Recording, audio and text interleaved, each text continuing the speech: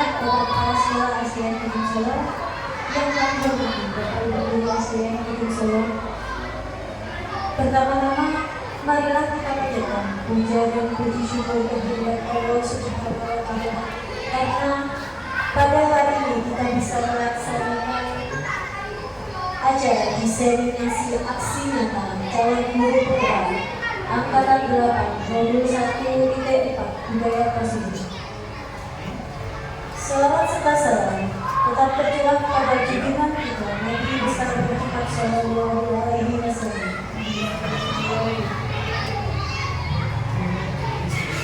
Berikutnya saya bacakan susunan acara kita pada pagi hari ini. Acara pertama yaitu pembukaan oleh Bapak Kepala Sekolah SDN Kedung Solo.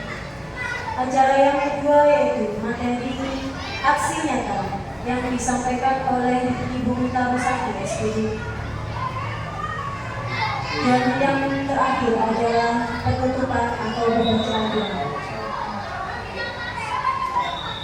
Agar acara hari ini berjalan dengan lancar, marilah kita bersama-sama membaca bacaan basmalah.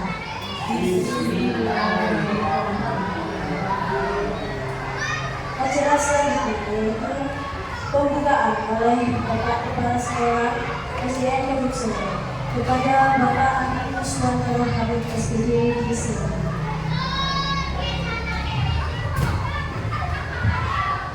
Assalamualaikum warahmatullahi wabarakatuh.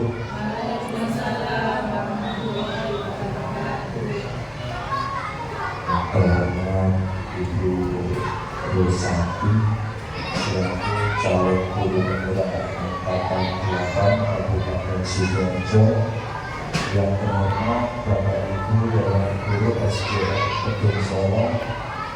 Pertama-tama marilah kita mengucapkan ucapan puji syukur kehadirat Allah Subhanahu wa Ta'ala yang telah melimpahkan rahmat hidayahnya kepada kita sekalian, sehingga pada kesempatan yang berbahagia ini kita masih diberi kesehatan dan bisa berkumpul dalam suatu forum diseminasi budaya positif oleh Bu Rusaki selaku calon guru kita. Soal serta salam tak lupa kita aturkan pada junjungan kita Nabi besar Muhammad SAW yang telah memberikan petunjuk pada kita semua, yaitu agama Islam. Bapak Ibu yang kami hormati, ini adalah satu program diseminasi budaya positif di mana di mana nanti akan disampaikan oleh Bu Rusaki selaku CGC Angkatan 8 Kabupaten Sidoarjo. Harapan saya Bapak Ibu nanti mengikuti dengan seksama apa yang akan disampaikan beliau, materi yang akan diberikan, sebisa mungkin nanti akan menjadi suatu program bersama, di mana program budaya positif ini adalah program yang sangat sederhana, tetapi suatu nanti akan berdampak sangat luar biasa. Program ini tidak terlalu membutuhkan biaya, tetapi sangat dibutuhkan di masyarakat pada saat ini. Jadi pemaparan nanti apa yang menjadikan kita kesulitan ataupun menjadi kebingungan, mumpung nanti kita bisa berkumpul di sini, kita bisa saling berbagi ide, saling berbagi masukan, ataupun juga memberikan tambahan yang menjadikan semakin lebih baik. Sekali lagi saya ucapkan juga selamat Bu Santi. Mudah-mudahan dalam menyampaikan pemikiran Bu Santi nanti bisa diterima oleh Bapak Ibu Guru dan dapat dilakukan diimplementasikan ke kelas masing-masing sehingga berefek yang sangat luar biasa terhadap anak didik kita. Sekali lagi, tujuan dari destinasi ini adalah endingnya nanti tetap kepada peserta didik. Untuk nanti terlihat nampak ini berhasil atau tidaknya. Satu kunci indikatornya adalah ketika ada perubahan terhadap anak-anak. Saya yakin ini bukan hal yang baru, namanya saja baru. Ini adalah suatu hal, suatu materi yang sudah terbiasa kita lakukan. Hingga nanti kita mempertebal, kita lebih mengatur manajemennya pada masing-masing kelas, kemudian terintegrasi, terkolaborasi terhadap seluruh siswa, seluruh kelas, dan menjadi suatu program sekolah.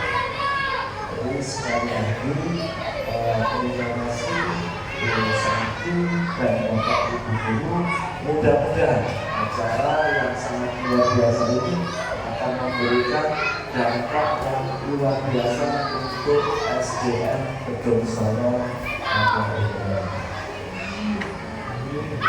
dengan bacaan Bismillahirrahmanirrahim.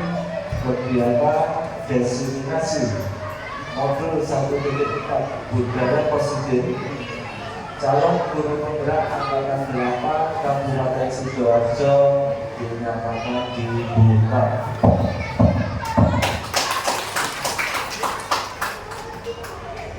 Terima kasih. Sampai nanti bisa memberikan satu pemaparan yang mudah untuk dipahami teman-teman dan mudah untuk diaplikasikan kepada anak didik kita. Saya akhiri. Wassalamualaikum warahmatullahi wabarakatuh. Waalaikumsalam. Terima kasih disampaikan kepada Bapak Ibu Saudara. Selanjutnya yaitu pemaparan aksi nyata calon guru penggerak JGB Angkatan 8 Modul 1.4 Budaya Positif oleh Ibu Dita Musadi. Kepada Ibu silakan. Assalamualaikum warahmatullahi wabarakatuh. Waalaikumsalam warahmatullahi wabarakatuh. Selamat pagi menjelang siang Bapak Ibu semuanya, guru-guru hebat di SDN Gedung Solo. Selamat pagi semuanya. Alhamdulillah. Bagaimana kabarnya hari ini Bapak Ibu? Alhamdulillah. Luar biasa. Semangat ya berarti hari ini. Alhamdulillah, terima kasih saya ucapkan saya diberi kesempatan pada hari ini karena saya akan menjelaskan atau mendiseminasikan tentang apa yang saya peroleh selama mengikuti pendidikan guru penggerak. Di sini sebelumnya tidak ada yang lebih menguasai di materi ini. Di sini kita berdiskusi, sharing bersama tentang apa yang saya pelajari dan tujuannya juga untuk sekolah dalam pembiasaan budaya positif di sekolah. Sebelumnya saya ucapkan sekali lagi selamat datang para guru hebat di SDN Gedung Solo. Mari kita belajar dan berkolaborasi untuk mewujudkan budaya positif di sekolah kita.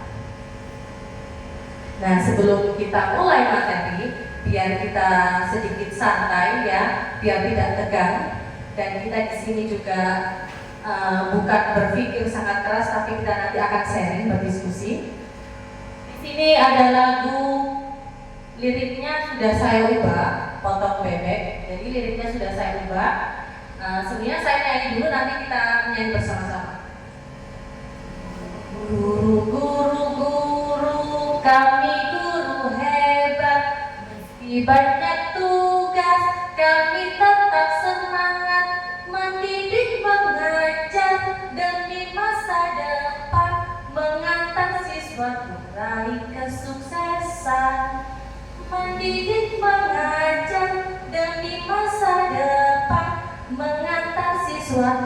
raih kesuksesan. Ayo kita mulai semuanya, tapi saya mohon untuk berdiri semuanya biar lebih semangat.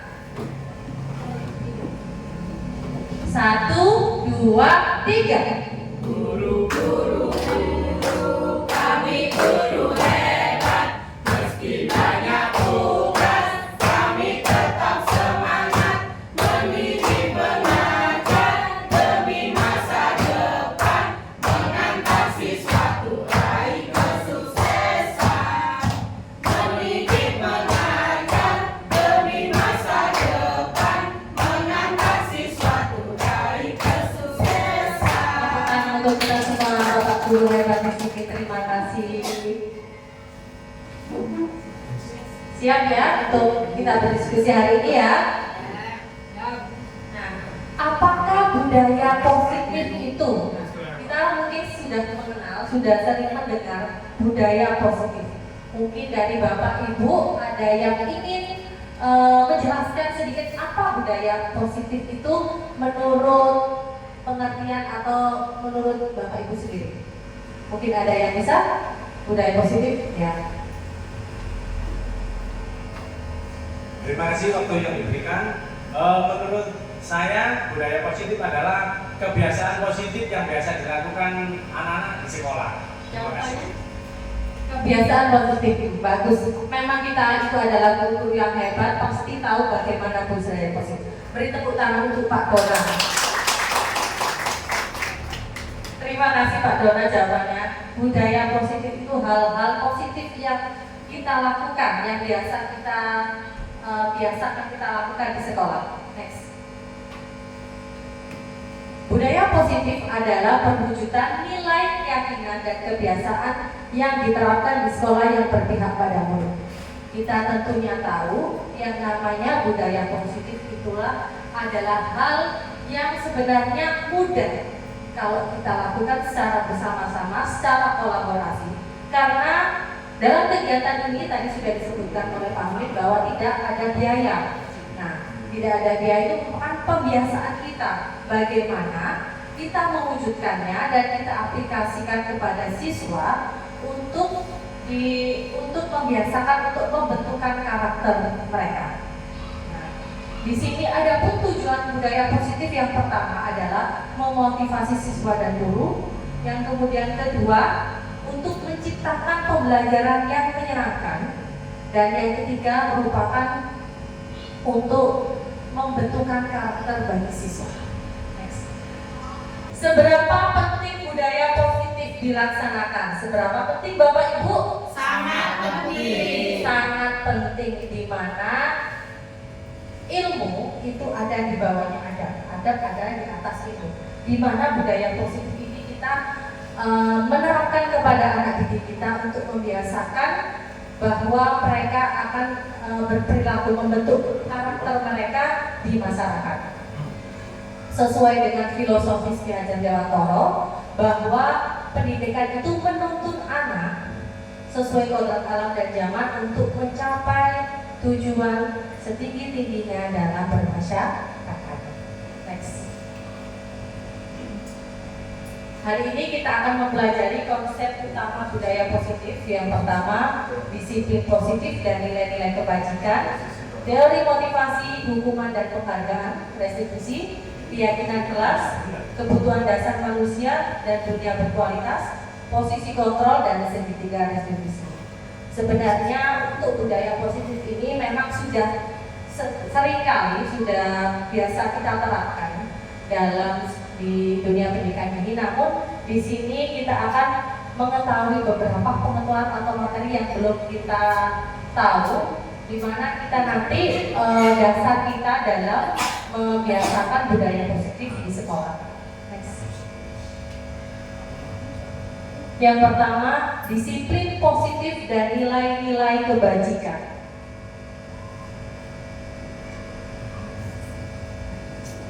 Di sini kita akan belajar disiplin positif dan nilai-nilai kebajikan. Sebelumnya saya minta Bapak Ibu ya berpasangan ini, yang satu menggenggam tangan, dan yang satunya lagi bagaimana cara membuka genggaman tangan tersebut. Nah, Yang menggenggam tangan usahakan sampai genggaman tangan ini jangan sampai terbuka. Kita seolah-olah di genggaman tangan ini ada benda yang sangat berharga. Jadi teman kita berusaha membuka. Coba sekarang Bapak Ibu mohon yang tadi kita praktekkan dulu. Coba silakan untuk membuka kepala teman, membuka kepala teman. Silakan buka kepala teman. Bagaimana? Bisa? Bagaimana bisa? Bisa? Yang mengepal ini sekuat tenaga untuk menutupnya jangan sampai terbuka. Sekarang saya mau tanya. Tadi kan sudah berusaha membuka kepala tangan. Bagaimana? Susah apa tidak untuk membuka kepala tangan orang lain? Susah. Karena yang bersangkutan menggenggam sekuat tenaganya. Karena yang bersangkutan menggenggam sekuat tenaganya. Sekarang saya mau tanya yang menggenggam ini. Kalau seandainya yang menggenggam ini diberi upah atau diberi hadiah atau digelitik, pokoknya sampai tangannya terbuka, bagaimana reaksinya nanti? Kalau digelitik saya nggak kuat, pasti terbuka tangan saya. Berarti kalau ada yang bisa mengontrol dari luar, berarti kita nanti bisa membuka. Dari filosofi ini ya kita belajar yang mengontrol diri kita itu diri kita sendiri, bukan orang lain. Jadi motivasi dari diri kita yang utama dari budaya positif ini kita ambil bahwa yang mengontrol diri kita sendiri adalah kita sendiri, bukan orang lain. Next. Terima kasih Bapak Ibu. Kemudian lanjut perubahan paradigma belajar. Pembelajaran dengan paradigma baru merupakan pembelajaran yang dirancang berdasarkan konsep pembelajaran berdiferensiasi sehingga siswa belajar sesuai dengan kebutuhan dari tahap perkembangannya untuk mewujudkan profil pelajar Pancasila. Berdiferensiasi merupakan pembelajaran yang sesuai dengan kebutuhan siswa. Di sini budaya positif itu kita terapkan untuk mewujudkan profil pelajar Pancasila. Masih ingat ya Bapak Ibu profil pelajar Pancasilanya itu apa aja? Beriman, bertakwa, berkebinekaan global, gotong royong, mandiri, bernalar kritis, kreatif ya.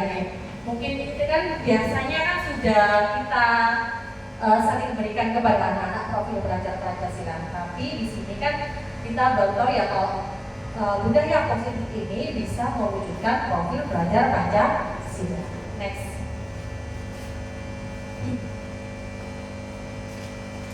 Perubahan paradigma belajar menurut Dr. William Geiser dalam kontrol teori yang kemudian berkembang menjadi choice theory. Yang pertama, ilusi guru mengontrol murid. Pada dasarnya kita dapat memaksa murid untuk berbuat sesuatu. Jika murid tersebut memilih untuk tidak melakukannya, walaupun tampaknya guru sedang mengontrol perilaku, hal demikian terjadi karena murid sedang mengizinkan dirinya dikontrol. Di sini, jika guru membuat aturan dan siswa tersebut harus mematuhi aturan, berarti sebenarnya siswa tersebut mengizinkan orang lain untuk mengontrol dirinya. Kemudian yang kedua, ilusi bahwa semua penguatan positif efektif dan bermanfaat.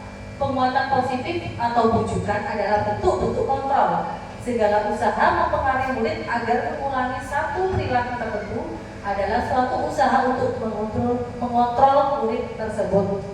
Ilusi, semua penguatan positif dan bermanfaat.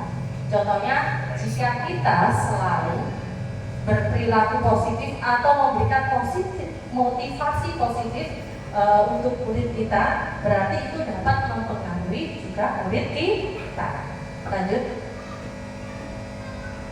Ilusi bahwa kritik dan membuat orang merasa bersalah dapat menguatkan karakter. Menggunakan kritik dan rasa bersalah untuk mengontrol murid menuju pada identitas gagal, mereka belajar untuk merasa buruk tentang diri mereka. Contohnya, jika ada siswa yang salah, terus kita langsung menjudge siswa kita, mengkritik. Jadi siswa tersebut sudah menyadari, mengakui tentang kesalahan dia atau keburukan dia. Jadi mereka itu berusaha untuk memperbaiki kesalahan dia. Kemudian ilusi bahwa orang dewasa memiliki hak untuk memaksa. Banyak orang dewasa yang percaya bahwa mereka memiliki tanggung jawab untuk membuat murid berbuat hal-hal tertentu. Biasanya kan jika ingin disiplin pasti ada pemaksaan.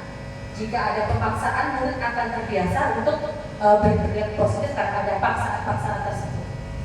Next. Bagaimana seorang bisa berubah dari paradigma stimulus respon kepada pendekatan teori kontrol? Menurut Stephen, prinsipal center leadership mengatakan bahwa bila kita ingin membuat kemajuan perlahan, sedikit ubahlah sikap atau perilaku Anda. Namun, bila kita ingin memperbaiki cara utama kita, maka kita perlu mengubah kerangka acuan kita. Ubahlah bagaimana Anda melihat dunia, bagaimana Anda berpikir tentang manusia. Ubahlah paradigma Anda, skema pemahaman dan menjelaskan aspek-aspek tertentu tentang realitas. Kebanyakan apa yang kita pikirkan itu tidak sama dengan pikiran orang lain. Sudut pandang yang kita pikirkan itu tidak sama dengan sudut pandang orang lain.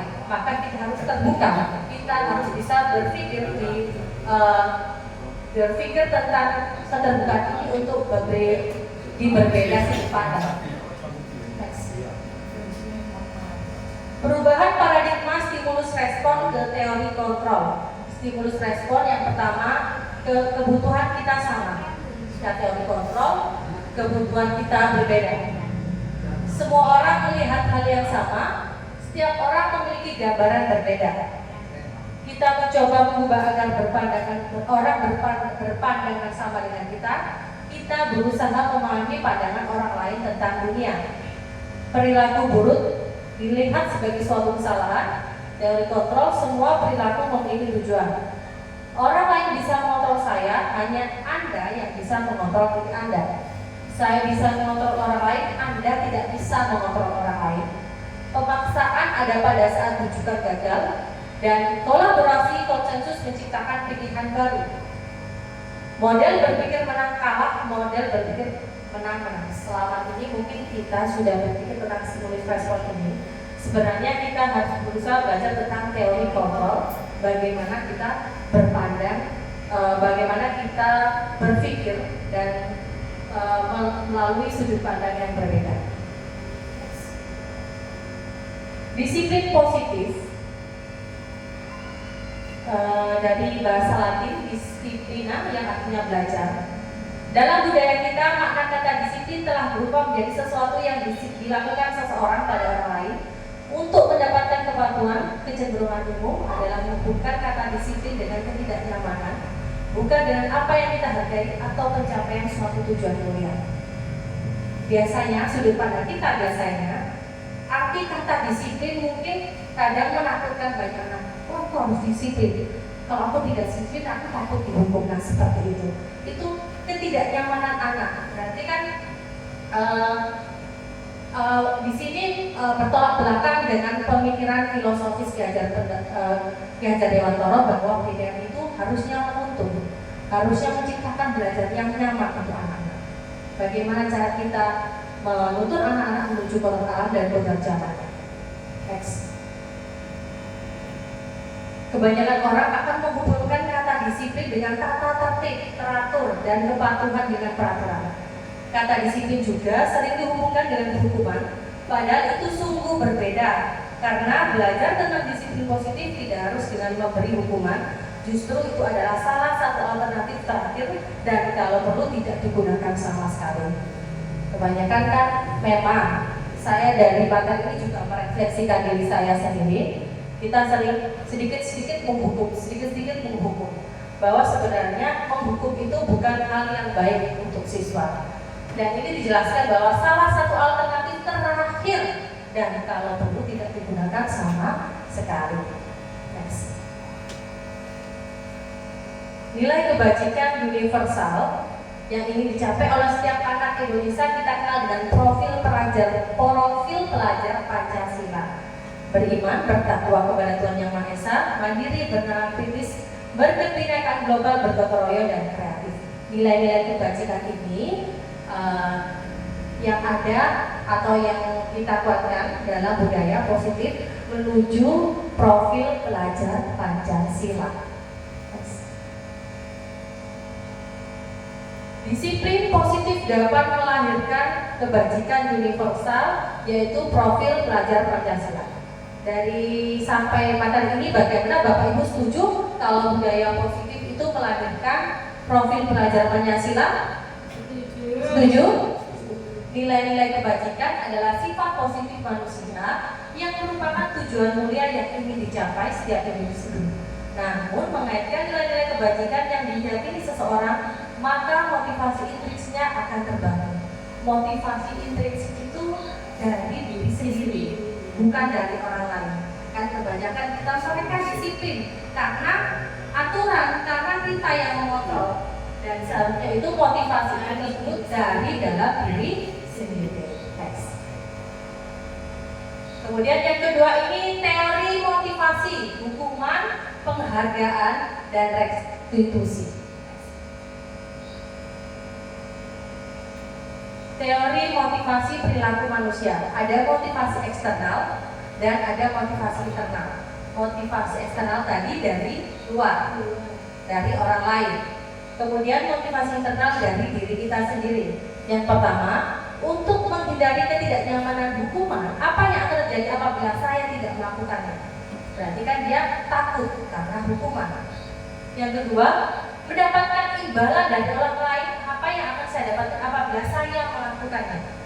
Berarti dia mendapatkan imbalan, berusaha mendapatkan imbalan agar dia berusaha untuk menjadikan dirinya disiplin dengan imbalan. Berarti kan motivasi dari luar. Yang ketiga, untuk menghargai diri sendiri. Saya akan menjadi orang yang seperti apa bila saya melakukannya. Berarti dia itu muncul dari dalam dirinya motivasi diri, motivasi internal. Yang ini yang harus berusaha kita capai di nomor 3. Next. Menurut Ki Hajar Dewantoro, merdeka itu artinya tidak hanya terlepas dari perintah, akan tetapi juga cakap membuat memerintah diri sendiri. Memerintah diri sendiri tadi berarti motivasi kita dalam diri. Kembali lagi bahwa menurut Ki Hajar Dewantoro, pendidikan itu memerdekakan murid. Artinya murid itu tidak terbelenggu oleh paksaan. Murid itu nyaman. Kita melakukan kegiatan pembelajaran menuntun murid sesuai kodrat alam dan kodrat zaman untuk mencapai tujuan manusia yang tujuan manusia setinggi-tingginya dalam bermasyarakat. Next. Hukuman dan penghargaan. Nah, di sini saya dalam hukuman dan penghargaan ini juga saya merefleksikan diri saya juga ya Bapak Ibu. Di sini bukan saya karena saya bisa, tapi saya juga belajar juga di hukuman dan penghargaan ini. Hukuman maupun penghargaan dikatakan memacu pada identitas gagah. Menurut Alfikon mengumpulkan bahwa penghargaan maupun hukuman adalah cara mengontrol perilaku seseorang yang menghancurkan potensi untuk pembelajaran yang sesungguhnya. Sebenarnya kadang kan kita berpikir hukuman tidak baik untuk siswa, memang tidak baik. Ada lagi sebenarnya penghargaan.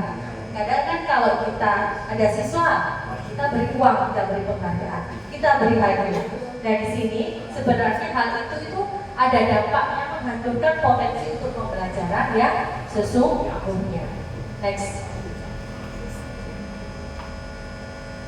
Hukuman dan penghargaan.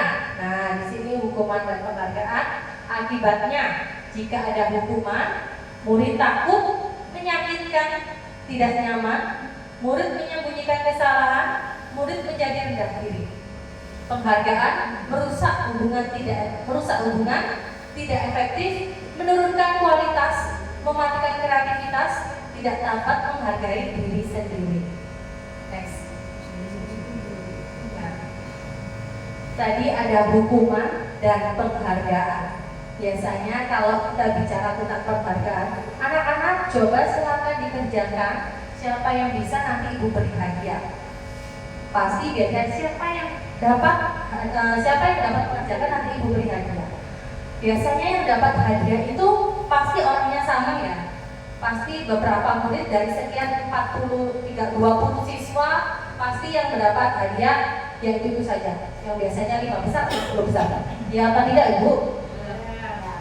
Nah di sini sebenarnya penghargaan itu kenapa kok bisa merusak potensi tadi? Yang pertama, kita kan berpandangan, kita berpikir awalnya kalau kita memberikan penghargaan pada anak-anak, pasti anak-anak akan berlomba-lomba, ya, akan berlomba-lomba untuk mendapatkan penghargaan tersebut. Tapi kita tidak berpikir tentang sudut pandang anak-anak. Malah pasti dia lagi yang dapat. Aduh, saya nggak bisa, nggak usah dikerjakan. Pasti bukan saya yang dapat penghargaan seperti itu. Itu pikiran dari sudut pandang anak-anak. Mungkin kita belum pernah untuk berpikir sejauh itu, tapi di sini kita sharing juga, contoh pengakuan apresiasi kebajikan. Jadi hukuman penghargaan itu bisa kita ubah menjadi apresiasi kebajikan. Pembukanya, contohnya pada saat menolong murid baru di kelas kita. Kemarin Ibu perhatikan kamu sedang menolong temanmu yang jatuh dari sepeda. Berarti kan itu kita sudah memberikan apresiasi, memberikan kalimat motivasi untuk murid didik kita untuk membangkitkan motivasi karena oh berarti saya dihargai dengan menolong orang tadi, menolong teman tadi. Berarti guru tadi juga mengingatkan tentang rasa empati siswa tersebut. Kemudian yang kedua, saya menghargai kepedulianmu pada saat kamu membantu teman-temanmu di tugas kelompok. Kalimat-kalimat atau kata-kata yang biasanya kita berikan ke anak-anak itu di dalam kelas itu, hal-hal yang positif itu juga bisa membuat motivasi dalam diri siswa, di mana kita mengapresiasi nilai-nilai kebajikan pada siswa tersebut. Terima kasih untuk rasa tanggung jawabmu pada saat kamu memungut kertas-kertas yang berserakan di lantai. Mungkin ini hal yang baru ya Bapak Ibu, saya juga mengetahuinya di pendidikan guru penggerak ini, makanya kita belajar bersama, sharing bersama. Karena di mana budaya positif ini harus ada kolaborasi, bukan hanya satu guru, dua guru, atau hanya siswa saja. Kolaborasi antara guru, siswa, kepala sekolah, dan stakeholder lainnya. Di sini ada hukuman dan konsekuensi. Coba ya. Yang pertama, mencatat 100 kali di dalam buku kalimat. Saya tidak akan terlambat lagi karena terlambat di sekolah. Hukuman apa konsekuensi? Konsekuensi. Hukuman. Oke, kita lock ya. Hukuman, ingat-ingat. Yang kedua, lari mengelilingi lapangan basket 2 kali karena terlambat hadir di sekolah. Hukuman. Murid diminta push up 15 kali karena tidak menggunakan masker. Hukuman. Menggantikan kertas tugas teman yang telah dicoret-coret. Konsekuensi. Membersihkan tumpahan air di meja tulis karena tersenggol pada saat belajar. Konsekuensi. Murid disuruh untuk mengenakan sepatu seharian di sekolah karena tidak mengenakan sepatu hitam.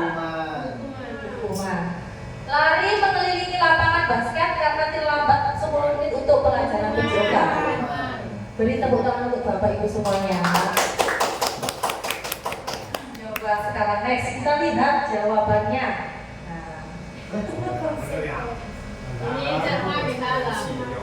Konsekuensi. Menggantikan kertas tugas teman yang telah dicoret-coret konsekuensi karena ada rasa berbalas berbuat salah kan dia mencoret-coret kertas teman, jadi dia konsekuensinya harus menggantikan kertas tersebut. Lari melalui lapangan basket 2 kali karena terlambat. Kenapa ini konsekuensi? Karena terlambat. Ini tidak sesuai dengan keyakinan atau biasanya peraturan. Next sudah. Perbedaan hukuman dan konsekuensi. Hukuman sesuatu yang menyakitkan tapi harus terjadi. Membuat anak-anak sakit hati untuk jangka waktu yang lama. Anak membenci kedisiplinan, paksaan, mendorong anak menyakiti diri sendiri, konsep diri yang buruk, anak belajar untuk menyembunyikan kesalahan, marah, rasa bersalah dipertaruhkan, merasa tak dihargai. Konsekuensi, sesuatu harus terjadi, membuat anak merasa tidak nyaman dalam jangka waktu pendek. Anak menghargai disiplin, stimulus tanggapan, mendorong anak agar mudah menyelesaikan diri, konsep diri yang baik, anak belajar untuk memenuhi peraturan, kehilangan hak dibuat tidak nyaman, diasingkan untuk sementara. Nah, dari untuk mengganti hukuman dan konsekuensi itu ada hal yang lebih baik kita lakukan, yaitu restitusi. Apa ya restitusi itu? Proses menciptakan kondisi bagi murid untuk memperbaiki kesalahan mereka sehingga mereka bisa kembali pada kelompok mereka dengan karakter yang lebih kuat. Restitusi juga merupakan proses kolaboratif yang mengajarkan murid untuk mencari solusi masalah mereka dan membantu murid berpikir tentang orang seperti apa yang mereka inginkan dan bagaimana mereka harus memperlakukan orang lain. Jadi untuk hukuman dan konsekuensi coba kita berarti kepada restitusi, di mana restitusi ini kita mengajak siswa kita yang tadi membuat kesalahan, bagaimana cara dia memperbaiki diri, bagaimana cara dia mencari solusi, ya, agar mereka tidak malu. Berikutnya keyakinan kelas. Keyakinan kelas. Mungkin kata kalimat keyakinan kelas ini asing ya, Bapak Ibu sebenarnya. Tapi sebenarnya kita sudah pernah melakukannya, tapi mungkin ada perubahan sedikit. Keyakinan kelas biasanya kita ketahui dengan kesepakatan kelas, peraturan kelas.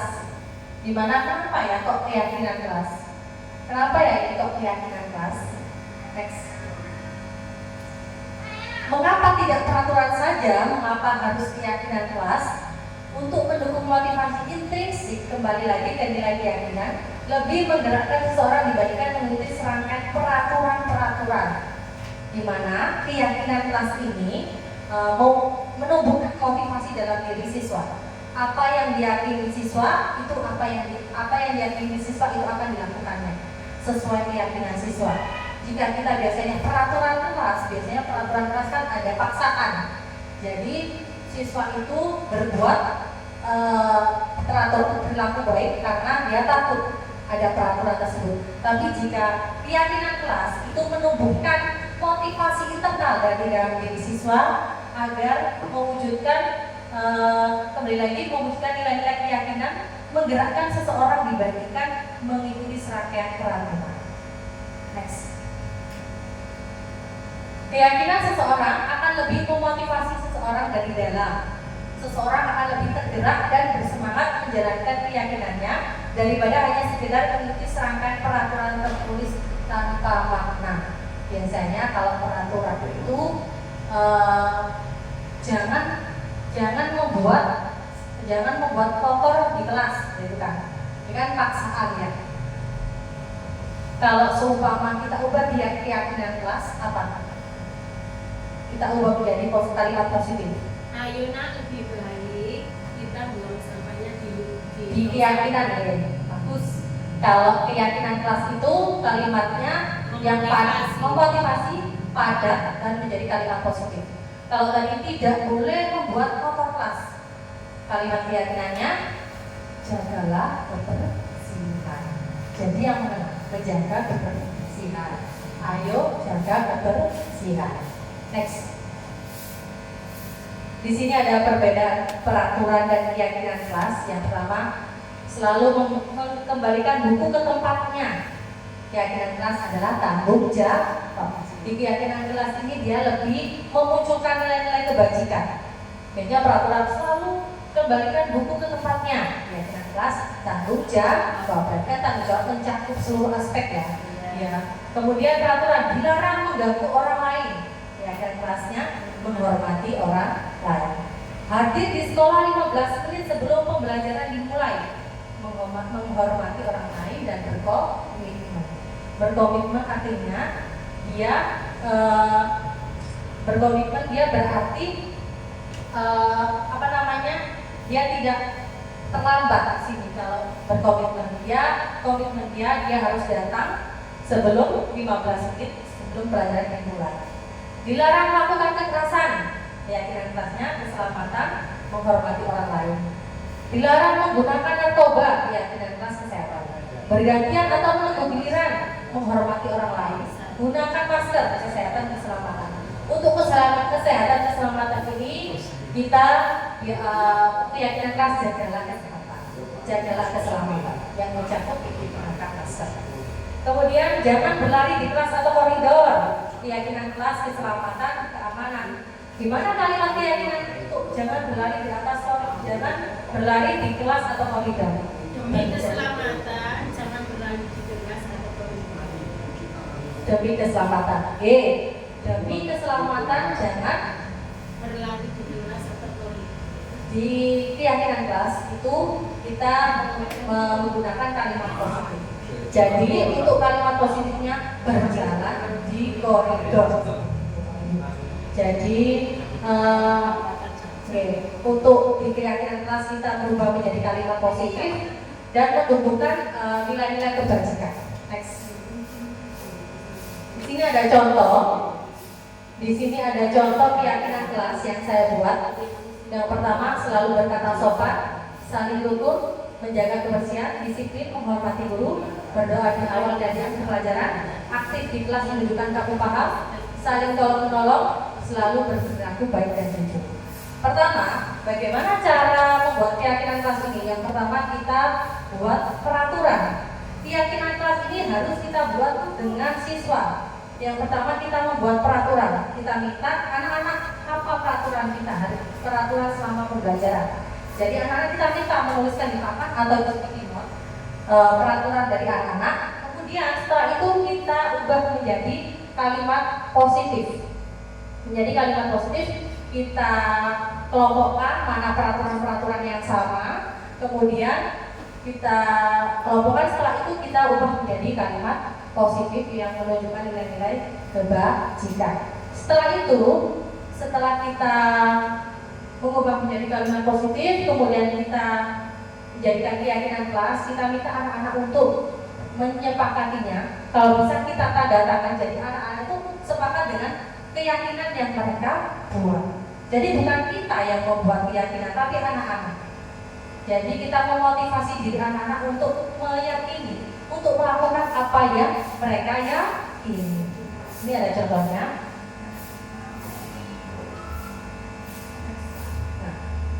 Kemudian yang keempat, kebutuhan dasar manusia dan dunia berkualitas. Kebutuhan dasar manusia dan dunia berkualitas. Next. Kebutuhan dasar manusia, ini semua manusia pasti ada 4 kebutuhan manusia, yaitu cinta dan kasih, pasti ya. Kemudian penguasaan, kesenangan, dan kebebasan. Itu adalah 4 kebutuhan dasar manusia. Pasti itu semua orang pasti butuh cinta dan kasih, kemudian penguasaan, kemudian kesenangan dan kebebasan.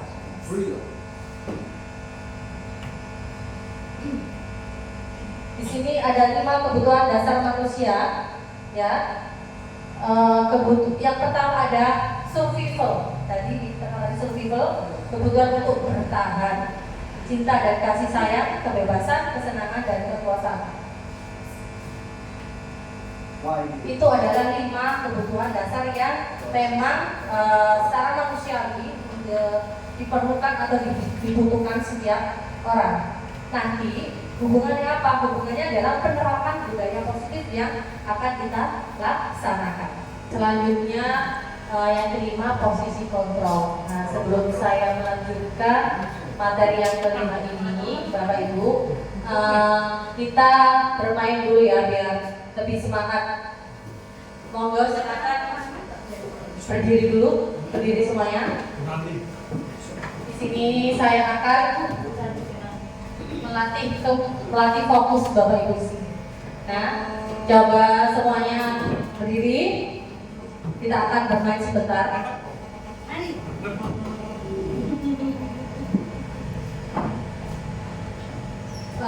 Di sini kita akan bermain untuk melatih fokus kita, yaitu kata perintahnya adalah pegang.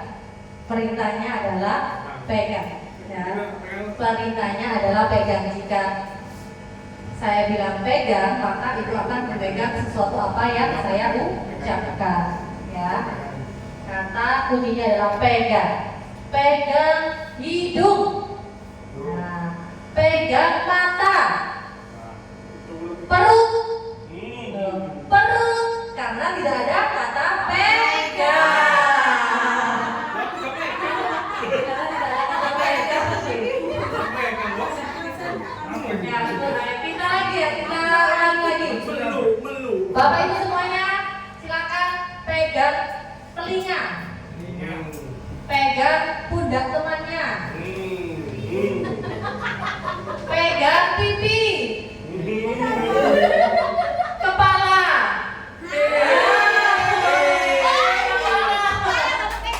Beri tepuk tangan untuk kita semua. Kurang fokus ya, berarti kurang fokus. Kurang fokus. Nah, kita lanjut lagi di posisi kontrol. Yang kelima, posisi kontrol. Di mana posisi kontrol ini kita gunakan sebagai guru untuk mengontrol siswa kita. Biasanya kita mengontrol sebagai apa ya? Di sini saya juga merefleksikan diri saya, biasanya posisi kontrol saya juga seperti apa. Next. Posisi kontrol yang dosen 98. Yang pertama adalah penghukum, pemberi rasa bersalah, teman, pemantau, manajer. Biasanya Bapak Ibu kelima posisi kontrol ini biasanya di mana ya? Coba kita lihat. Next. Yang pertama adalah penghukum. Tindakan yang dilakukan dengan menggunakan hukuman fisik atau verbal, nada suara tinggi, bahasa tubuh, mata melotot, dan jari menunjuk-nunjuk. Hasilnya kemungkinan murid marah dan memendam atau bersifat agresif. Biasanya kalau menghukum itu sambil marah-marah, melotot sambil menunjuk-nunjuk. Jadi bisa menyakiti hati murid. Patuhi aturan saya atau awas kalian. Awas dia. Next. Di sini ada contoh posisi kontrol penghukum ya. Monggo disimak dulu.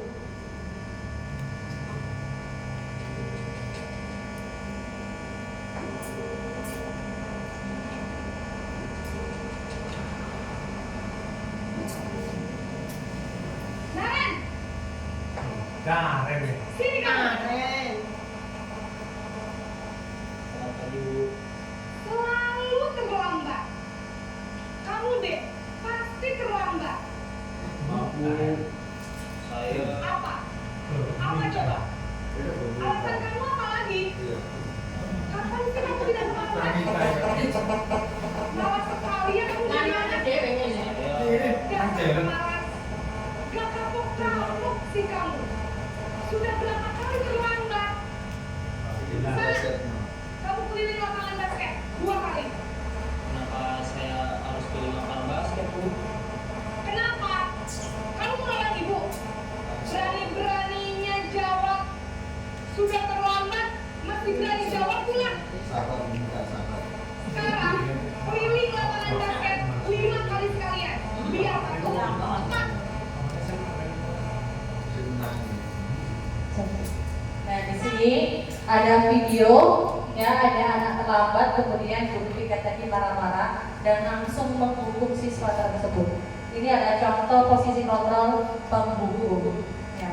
Di sini kita tidak menyalahkan siapapun, kita hanya merefleksikan pada diri kita untuk memperbaiki diri kita yang lebih baik menjadi posisi kontrol yang baik bagi siswa. Next. Yang kedua, pemberi rasa bersalah. Posisi ini biasanya guru akan bersuara lebih lembut, nada suara memelas, halus sedih, bahasa tubuh merapat pada asu. Murid akan merasa bersalah telah mengecewakan gurunya. Contohnya, ibu sangat kecewa sekali dengan kamu. Nah, itu seolah-olah kita membuat siswa merasa sangat bersalah. Memang nadanya sangat halus tapi mengena di hati siswa. Next. Kemudian posisi kontrol sebagai teman. Pada posisi ini tidak akan menyakiti murid, namun akan tetap berupaya mengontrol murid melalui persuasi, nada suara ramah, akrab dan bernada, bercanda, bahasa tubuh merapat pada murid, mata dan senyum jenaka. Hasilnya murid akan merasa senang dan akrab dengan guru. Ini termasuk dampak yang positif. Hanya saja di sisi negatif, murid menjadi tergantung pada guru tersebut. Contohnya gini, ayo ingat tidak bantuan ibu selama ini. Nah, kita berbicara posisi kontrol ini kita sebagai teman, sebagai murid. Nah, jadi kita akrab pada murid, tapi ada sisi negatifnya yaitu murid menjadi tergantung pada guru tersebut. Next. Kemudian yang berikutnya pemantau. Berdasarkan pada peraturan dan konsekuensi, nada suara datar, bahasa tubuh yang formal, hasilnya murid memahami konsekuensi yang harus dijalankan karena telah melanggar salah satu peraturan di sekolah. Sanksi atau konsekuensinya apa? Dan biasanya itu kalimat yang diutarakan pemantau. Next. Nah ini manajer. Manajer adalah posisi di mana guru berbuat sesuatu bersama dengan murid. Nada suara tulus, bahasa tubuh tidak kaku, mendekatkan murid, dan hasilnya murid akan belajar bertanggung jawab untuk memperbaiki kesalahannya. Contohnya, apa yang kita yakini kembali keyakinan kelas. Dalam posisi manajer ini diharapkan Bapak Ibu guru berusaha menjadi posisi kontrol sebagai seorang manajer. Ya, next. Nah di sini adalah contoh posisi kontrol sebagai manajer.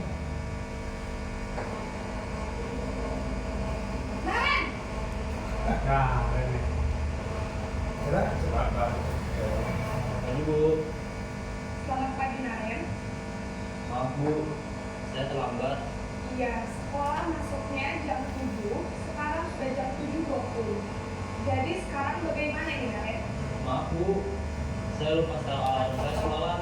Baiklah, menurut kamu, keyakinan sekolah yang mana yang perlu kamu tingkatkan? Hargai diri sendiri. Jadi, apakah Naren yakin bersisa dengan kalimat tersebut? Iya Bu, saya meyakininya. Apakah Naren bersedia memperbaiki masalah kekurangan data ini? Bersedia Bu. Bagaimana kamu akan memperbaiki masalah kekurangan data ini? Saya akan coba untuk tidak lupa menyetel alarm saya Bu. Baik, kalau kalian lupa menyetel alarm di rumah, ada orang yang kira-kira bisa langsung mengingatkan tidak? Ada Bu, kakak saya, Kak Emma. Ada lagi selain KM? Selain Kak Emma, ada ibu saya. Baik, jadi yang mengingatkan Naren adalah Kak Emma dan ibu saja. Kira-kira akan mulai setel alarm kapan ya, Naren? Setelah pulang sekolah, akan segera saya lakukan. Baik, jadi Naren akan setel alarm untuk bangun besok pagi dan Naren! Di posisi sebagai manajer tadi, ya, guru berusaha untuk yang pertama kita mengingatkan kembali keyakinan kelas, kemudian kita bersama-sama mencari solusi untuk terkait masalah siswa tersebut. Jadi guru memberikan pilihan solusi untuk siswa tersebut dan memperbaikinya. Penghukum, pembuat rasa bersalah, pemantau, teman, dan manajer. Ini ada pernyataan-pernyataan siapa yang mengatakan saya kecewa sekali dengan kamu. Biasanya siapa yang mengatakan? Penghukum, pembuat rasa bersalah, pemantau, teman, atau manajer? Pembuat rasa bersalah. Pembuat rasa bersalah. Kamu tidak pernah benar melakukannya. Penghukum. Ayolah lakukan demi Bapak Ibu. Manajer. Ayolah. Pemantau. Teman. Apakah kamu mau mendapatkan stiker bintang hari ini? Manajer. Manajer. Coba kita simpan dulu jawabannya nanti ya. Kamu selalu yang paling terakhir. Pemantau. Pemantau. Oke. Dan dari jawaban Bapak Ibu next selanjutnya. Nah ini. Saya kecewa sekali dengan kamu, pembuat orang merasa bersalah. Kamu tidak pernah benar melakukannya, penghukum. Ayolah lakukan demi ibu bapak, teman. Apakah kamu mau mendapat stiker bintang hari ini? Mantap. Bagaimana kamu bisa menyelesaikan masalah ini? Manajer. Kamu selalu yang paling terakhir, penghukum. Mungkin di posisi kontrol ini sebenarnya hal yang baru ya Bapak Ibu bagi kita semua. Tapi kita juga belajar yang namanya guru kan harus belajar sepanjang-panjang mandiri dalam melaksanakan pendidikan kegiatan pembelajaran pada siswa. Di sini kita akan berusaha menjadi posisi manajer bagi siswa, membantu mencarikan solusi dan memberikan pilihan solusi bagi siswa untuk menyelesaikan masalahnya. Next. Yang terakhir adalah segitiga restitusi. Dari kelima materi tadi, yang paling ini adalah segitiga restitusi. Bagaimana cara kita menyelesaikan masalah siswa kita. Apa itu tadi restitusi sudah dijelaskan, proses menciptakan kondisi bagi murid untuk memperbaiki kesalahan mereka sehingga mereka bisa kembali pada kelompok mereka dengan karakter yang lebih tua. Next. Di sini ada segitiga restitusi, itu ada 3 tahapan. Yang pertama, menstabilkan identitas, validasi tindakan yang salah, dan kemudian menanyakan keyakinan kelas. Next. Langkah-langkah segitiga restitusi yang pertama, menstabilkan identitas. Yang pertama, mengubah identitas anak dari orang yang gagal karena melakukan kesalahan menjadi orang yang sukses. Contoh kalimat yang biasanya seperti ini kalau ada siswa yang terlambat. Pertama yang kita lakukan adalah menstabilkan identitas. Saya juga pernah melakukan kesalahan seperti itu. Bapak Ibu tidak tertarik mencari siapa yang salah, tapi Bapak Ibu ingin mencari solusi dari permasalahan ini. Ini contoh kalimat dalam menstabilkan identitas. Next. Kemudian yang kedua, validasi tindakan yang salah. Setiap tindakan kita dilakukan dengan satu tujuan, yaitu memenuhi kebutuhan dasar. Kalau kita memahami kebutuhan dasar, apa yang mendasari sebuah tindakan, kita akan bisa menemukan cara paling efektif untuk memenuhi kebutuhan tersebut.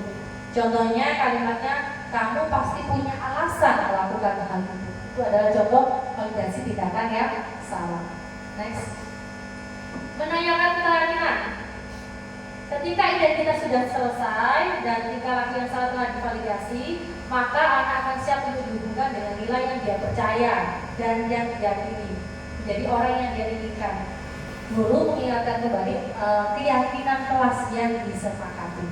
Biasanya segitiga restitusi ini biasanya dilaksanakan atau dilakukan oleh guru kelas masing-masing terhadap siswanya untuk mengetahui atau memecahkan persoalan kesalahan siswa tersebut.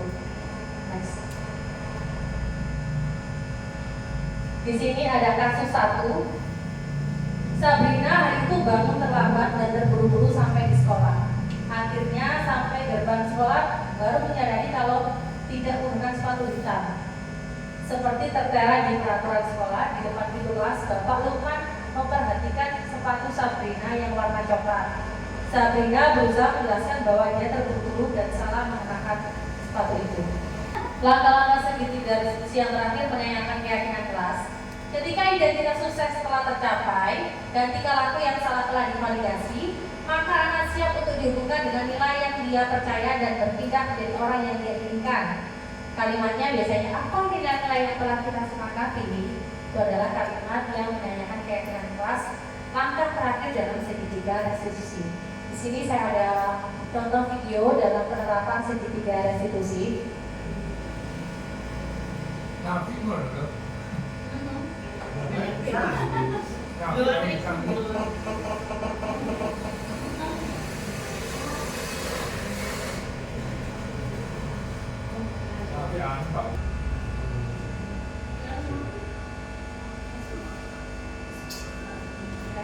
Oke, di sini ada video tentang bagaimana cara melaksanakan segitiga diskusi pada siswa. Tadi kasus yang pertama yaitu ada siswa yang terlambat.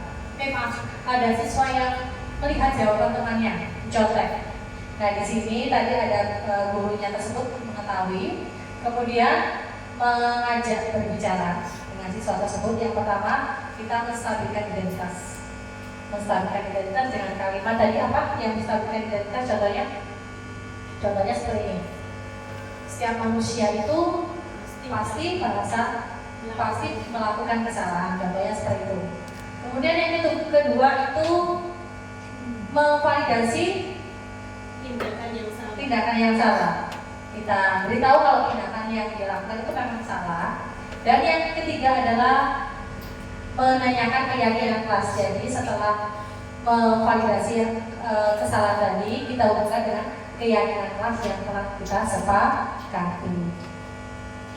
Di sini kita akan coba berdiskusi tentang penerapan segitiga restitusi ya. Kita berdiskusi. Ini ada kasus, nanti kita diskusi bareng-bareng. Sabrina hari itu bangun terlambat dan terburu-buru sampai di sekolah.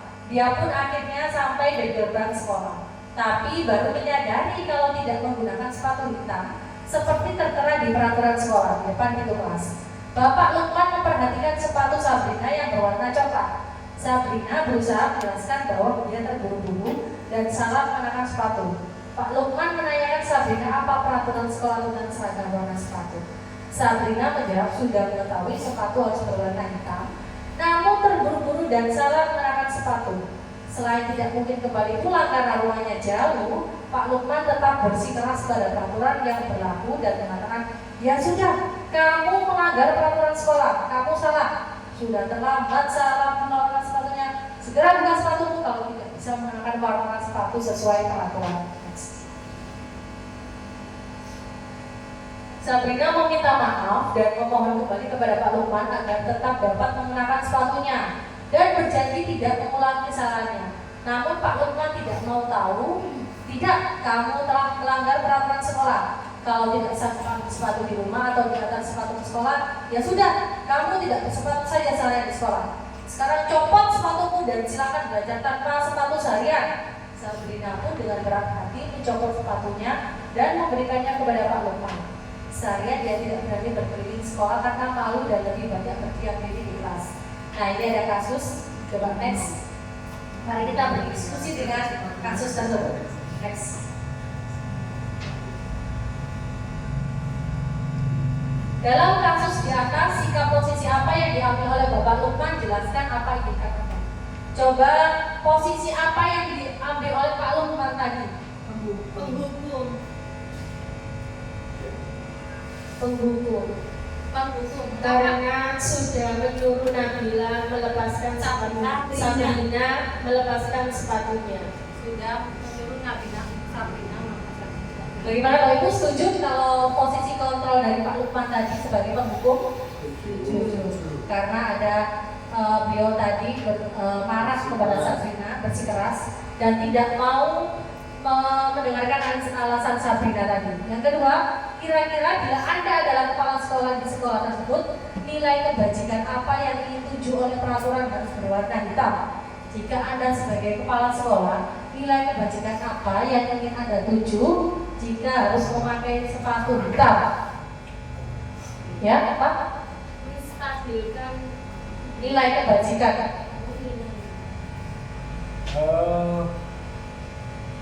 Keseragaman siswa. Kenapa harus berwarna hitam? Karena nilai kebajikannya itu harus keseragaman. Karena posisi semua siswa itu harus sama, ya, mematuhi aturan memakai sepatu hitam. Yang terakhir, kira-kira bila Anda kepala sekolah tersebut, bagaimana Anda menyikapi langkah yang diambil Pak Lukman? Nah, jika jenengan ini semuanya kepala sekolah, kemudian berbicara Pak Lukman kepada Pak Lukman, apa yang harus Bapak Ibu lakukan? Memberitahu Pak Lukman seperti apa untuk menyelesaikan masalah tersebut.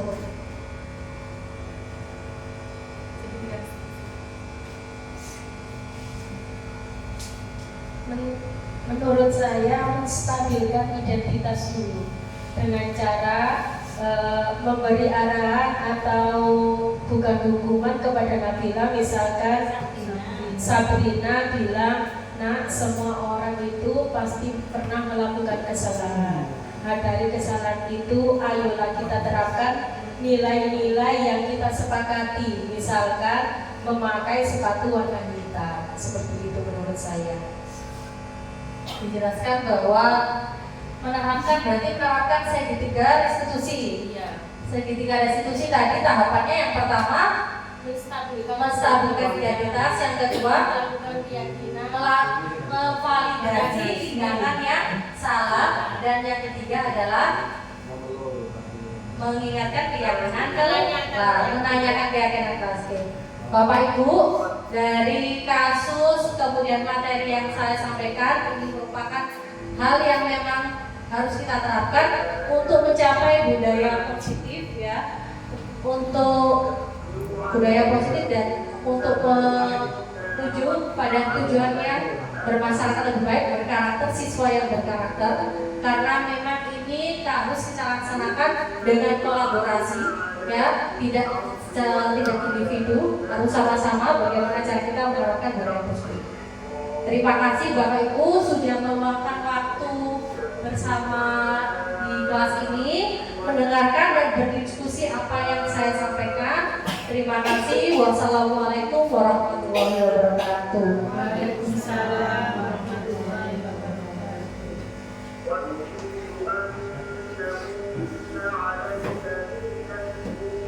Terima kasih atas materi yang sudah disampaikan oleh Bu Duta Besar.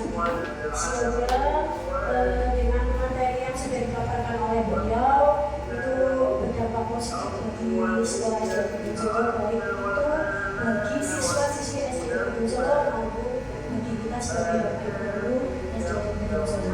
Baik, untuk acara selanjutnya sekaligus sebagai acara tutup yaitu pembacaan doa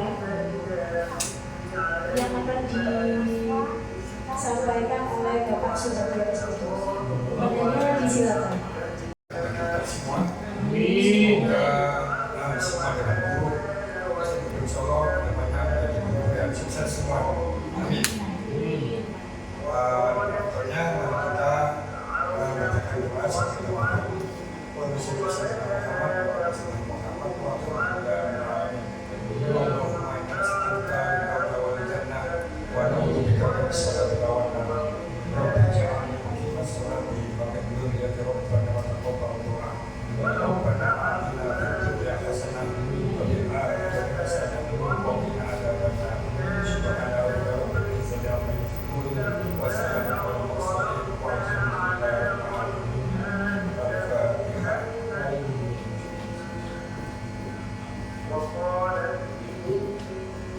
Dengan selesainya pembacaan doa, selesai pula acara kita pada hari ini yaitu diseminasi budaya positif.